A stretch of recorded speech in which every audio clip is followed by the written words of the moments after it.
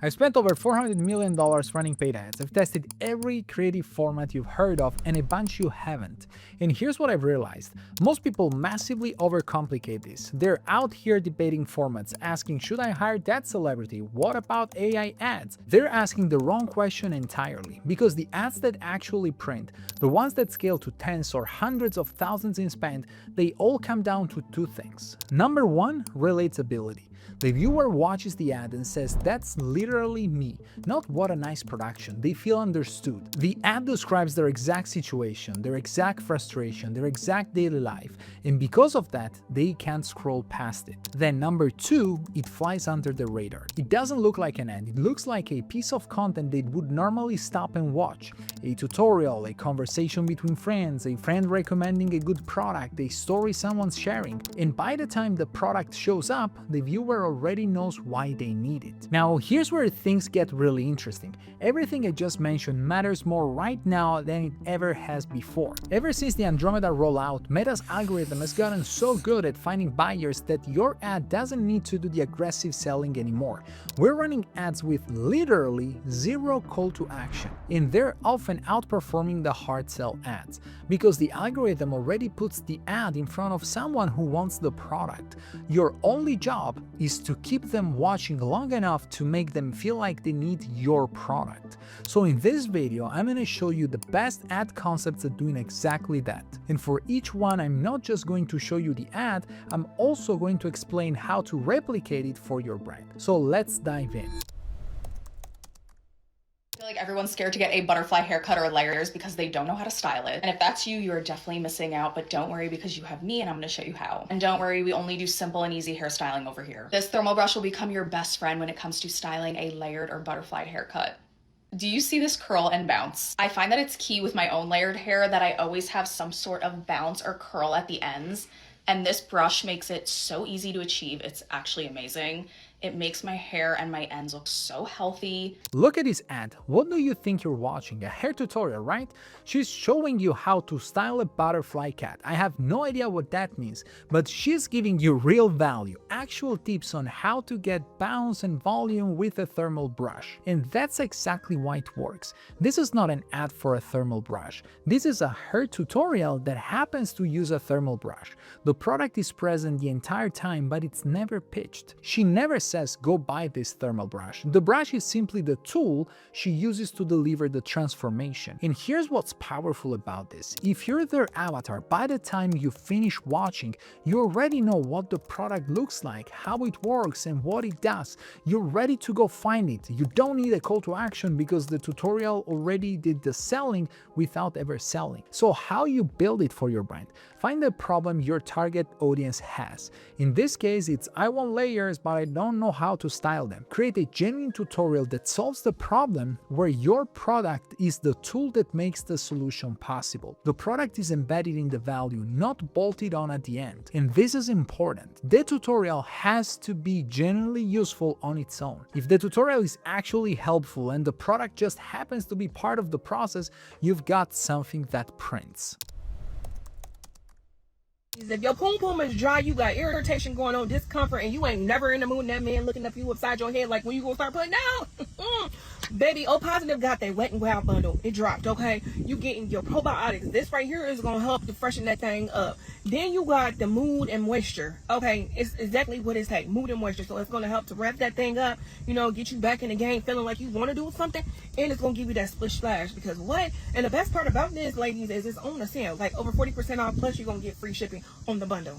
Now this one is pure energy. Listen to how she talks. She's not reading a script. She's not being careful with her words. She's talking to the viewer like she's talking to her best friend on FaceTime. And the language, it's the exact language her audience uses in their own head. She's describing a problem in a way that makes the viewer go, she's literally describing my life right now. That's relatability at its most powerful. Now in this specific ad, the product actually shows up early. And that's fine, because the delivery viewer is so genuine that it doesn't matter. The viewer doesn't register it as a pitch. It feels like a friend telling you about something that works. The product being there early doesn't break the ad because the energy and authenticity carry it. You don't need to hide the product if the person talking about it feels this authentic. So how you build it?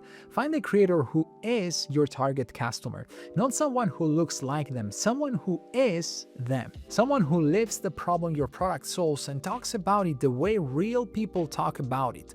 No marketing language, real language. The words your customer uses when they're venting to their friend. Give them the product and let them talk. Give them the key points to hit and let them deliver it in their own voice. The moment it sounds like ad copy, you've lost it.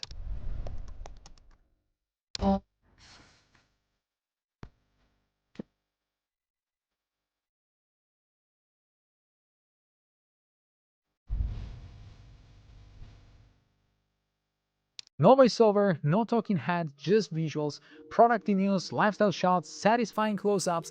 This one works especially well for visual products. You're showing how good the product is without ever telling the viewer. The softness of the fabric, the way the product moves, the texture, that's what makes the viewer wonder, where do I get that? You're not explaining benefits. You're making them feel something through visuals alone. It flies under the radar because it looks like a piece of content you'd see on a lifestyle page or a brand's organic feed. The viewer's brain never triggers that this is an ad filter because there's nobody selling them anything. So how we build this? For this one, you need good product footage in a clean environment. The secret is in the pacing and the music. It has to feel organic, not produced. Show the product doing what it does. Let the visuals create desire. If someone watching this and thinks, I need to feel that, you've done your job. If you have all of a sudden started to break out along your jawline and your cheeks, even your shoulders and your back, you have this hormonal acne, and it's what happens inside your body, not on your skin. And for a lot of us, it starts during perimenopause or menopause. That's when it happened for me, because your hormones start to shift and everything, and I mean everything, feels out of balance. This was me about 2 months ago, and I was using everything. I tried acne wash, acids, benzoyl peroxide. I went to the dermatologist. I mean, I used all the stuff they tell you that's supposed to fix your skin, just to realize that it wasn't doing anything because I was trying to treat something external that was coming from internal chaos. This is one of the most powerful concepts you can run. Look at the structure. She spends the first 70% talking about her problem, hormonal acne during perimenopause. She tried acne wash, acids, benzoyl peroxide, went to the dermatologist, nothing worked. The product doesn't show up until the very end of the ad. And when it does, it doesn't feel like a pitch. It feels like a recommendation from a friend. This is what I've been taking. Keep it super casual, super personal, and that's why it works. So how you build it? The structure is very simple. You have the problem, everything I tried that didn't work, why those things failed, the one thing that actually worked. The longer you spend on the problem, the more the viewer trusts the solution when it comes. Most people rush to the product. Don't do that. Sit in the problem. Let the viewer feel seen. Let them nod along thinking, that's exactly what I'm going through right now. By the time your product shows up, the sale already happened. You're just telling them the name. Those annoying little flies buzzing around your kitchen, they're not coming from your trash or fruit basket. They're living inside your pipes. Drain flies breed in the organic sludge that builds up deep inside your pipes. Even if you scrub your kitchen spotless, they're gonna keep coming back because you're not removing the breeding ground. And homemade hacks like boiling water, vinegar, baking soda, they only work on the surface. That sludge stays trapped. The flies keep breeding and suddenly they're everywhere. That's where Dr. Pooper Drain Fly Killer comes in. Its fast-acting formula breaks down the organic gunk where flies breed, stopping the infestation at the source. Classic Problem-Agitate-Solution structure, but look at how it flies under the radar. The first half of this ad is pure education. Those annoying little flies buzzing around the kitchen, they're not coming from your trash, they're living inside your pipes. That's a genuine insight that can be seen as a contrarian take. Most people don't know that, so the viewer is learning something and that's why they keep watching. Then there's the agitation. Even if you scrub your kitchen spotless, they're going to keep coming back. Now the problem feels urgent and unsolvable with normal methods. Only then does the product come in. So how you build it if you want to replicate it for your brand? The key to make this concept fly under the radar is the education piece at the top. You need to teach the viewers something they didn't know about the problem they are currently experiencing. Something that makes them go, wait, really? That curiosity is what keeps them watching. If you just open with, do you have drain flies? That's boring and they're gonna keep on scrolling. Everyone with drain flies knows they have drain flies, but those flies are breeding inside your pipes. That's new information and that's make them scared. That earns you the right to pitch the solution when the time comes. Now let's talk about statics. Look at these images. A handful of hair and flakes, a close-up of a jawline acne, no product, no branding, no headline, just a raw, real image of the problem. These print because they look like something someone would post in a Facebook group asking for advice. There's nothing polished about them. And if you're the person dealing with hair loss or hormonal acne, you physically cannot scroll past it because it's too relatable. It's your problem staring back at you from the feed. Now, here's the part most people miss. The image is only half the ad. The ad description is doing the actual selling, and it follows the same rules we've been talking about. The copy hammers on the problem and only talks about the product later on. So you've got a relatable image that stops the scroll paired with strong direct response copy in the description that follows the same under the radar structure. The image hooks them, the copy converts them. So how we build it? Take a real unpolished photo of the problem your product solves. No product in the shot, no branding, just the problem. Let the image stop the scroll. Then write ad copy that mirrors the structure. Lead with the problem, sit in it, and introduce the product as the solution only after you've earned the right. The restraint is what makes both the image and the copy work.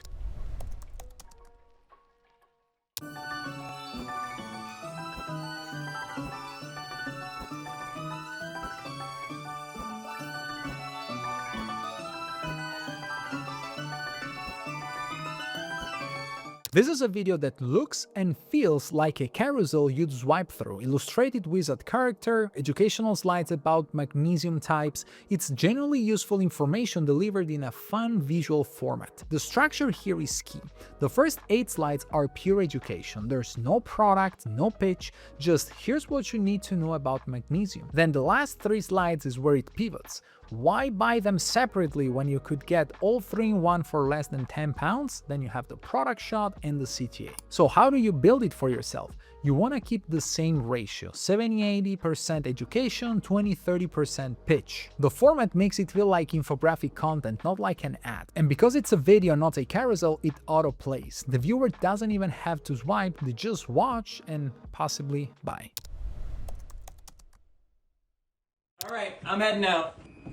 Wait, what's that? Oh, it's mushroom coffee. It's for my cortisol balance. Cool. Can I try some? Well, do you wake up with a puffy face or with that moon face look? Yeah, I do. Do you ever feel anxious or on edge for no real reason? Yeah. Do you get intense sugar cravings, especially when you're stressed? Yeah, actually. Does your heart race even when you're just sitting around doing nothing? All the time. Then yeah, absolutely you can have some. This is literally for that. No way, really? It's a brand called Everyday Dose. They combine delicious coffee with functional ingredients that support a healthy cortisol levels and a balanced stress response. So rather than having to juggle a bunch of pills and powders, everything you need to keep your energy steady, calm, and focus is all in a cup of coffee. That takes a couple seconds to make. Wow, and you're... 2 people, natural conversation, one discovers the other's product. What's that? Mushroom coffee, it's for my cortisol balance. Then the roommate starts asking questions, and here's the genius part. Every question is a symptom. Do you wake up with a puffy face? Do you feel anxious for no reason? Do you get sugar cravings when you're stressed? And the viewer is sitting there answering yes and nodding along with the roommate. You're qualifying the buyer inside the ad without them even realizing it. By the time the product explanation comes, the viewer has already self-identified as someone who needs this. So how do you build it for yourself? You need 2 people with natural chemistry. It doesn't have to be real roommates, it can be an actual couple. It has to feel like a real conversation, not a scripted scene. One person is the user, the other person is the curious friend. The curious friend asks questions that your target would ask. Every question is designed to make the viewer think, wait, that's me too. The format mirrors how people actually discover products in real life, through a friend, through word of mouth, not just through ads. This is the Instagram story Q&A format. Ask me anything box, a question from a follower, casual response with the product in hand. Do you use it around your kids? It works because it hijacks the UI the viewer already trusts. Your brain sees Instagram story Q&A and processes it as organic content before the conscious mind catches up. The question feels real, the answer feels personal. So how do you build it? Recreate the Q&A story format. Use questions your real customers actually ask. Answer them in a casual, personal tone, including the product in your recommendation. That is pretty much it. The format does the rest. It's as easy as it gets. I'm sure you've been seeing a lot of ads online about grounding products, and I brought 3 of them out today to show you how each of these are different in order for you to make the best purchase decision to start your grounding journey. We'll start with the grounding sheets first. So all 3 of these products can ground you. You can see here on these fitted sheets, there are silver fibers throughout the fabric. Now, one of the main problems with this is pretty scratchy. This is not a normal fitted sheet. And when you buy one of these sheets, you actually can't sleep on it with your favorite fitted sheet. This has to be your fitted sheet. Last one, this feels like a genuine product review. The creator is physically handling products, pointing out flaws, comparing materials. What makes it fly under the radar is that he's criticizing products and you don't really know which product he's biased towards, if any. The negativity towards alternatives is what builds credibility for the winner. Because if he's willing to be honest about what's bad, you trust him when he tells you what's good. So how you build it? Your creator needs to physically demonstrate the product. Handle them, show the flaws, be genuinely critical. The more honest and specific the criticism, the more the viewer trusts the eventual recommendation. Position your product as the solution to specific problems you just called out in the competitors. You don't even need a CTA, the comparison does the selling for you. So there you have it, 10 ad concepts that are printing right now. And they all come back to the same 2 things, relatability and flying under the radar. Start asking yourself, will my buyer see themselves in this? If the answer is yes, the algorithm does the rest. If the answer is no, no amount of spend is going to save you. And now that you know which concepts actually work, the obvious next question is how to build them at scale. So click this video here because I put together a full course that covers the entire creative process from scratch. How to build these winning concepts, how to test them systematically, and how to scale the ones that perform. Everything I've learned across $400 million in spend in one place. So I'll see you there.